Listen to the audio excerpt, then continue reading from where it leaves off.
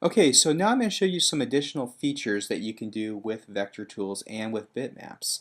What we're going to do is create a mask around this image I've brought in, and you'll notice this is a file I gave you. It's 4.Mask.png, and I also want to draw your attention to the pages as well and the layers over here. This is where we're going to be working. So I have my bitmap selected, and what we're going to do now is we're going to create a custom shape that's going to go over the top of this image. That's going to give this image a rounded edges on the side. So it's not going to be a perfect rectangle, but it's going to have rounded edges around it to make it a little more interesting. So in the shapes tools in the vector option, I'm going to come down here and I'm going to select this option right here, rounded rectangle. And what's going to happen is as I draw my rectangle on the stage, you'll notice it has rounded edges already. And again, I can finesse and adjust this if I want to. The nice thing about these tools is you'll notice there's this diamond yellow icon here, which means if I click this diamond icon and adjust it, I can adjust the roundness and the size of my curve. That will be my mask or the shape I want to work with. So with that done, what I'm going to do now is I'm going to select both shapes. I'm just going to click and drag my mouse around it. That's one way of doing it. Another way is using your layers. I can click the first shape and then hold down shift and select the second shape. It will highlight both as well. Either way, I'm going to come up here to modify. In the drop down menu, hit mask, and then there's an option called group as mask in the flyout menu. So I'm going to select that. And as I did that, see what happened? I created a mask, but the image itself was faded back.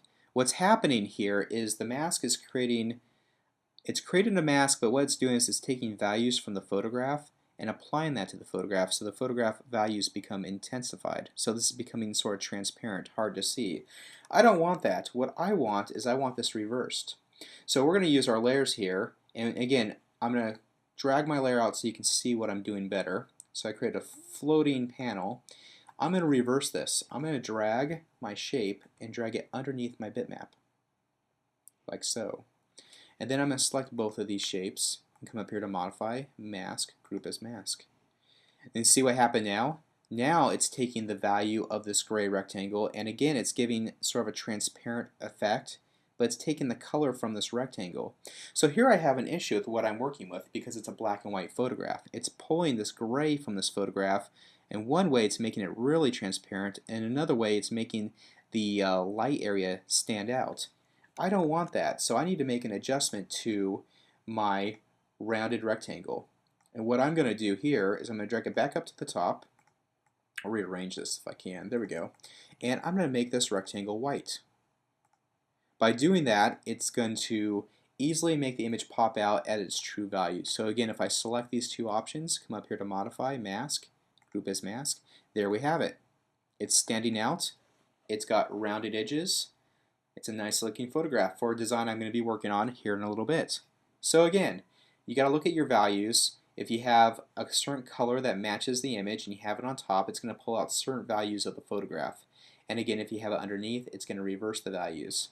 So just go ahead and grab a white box, put it on top, and add it. It will make it pop, make it look original, and it'll look good for your design.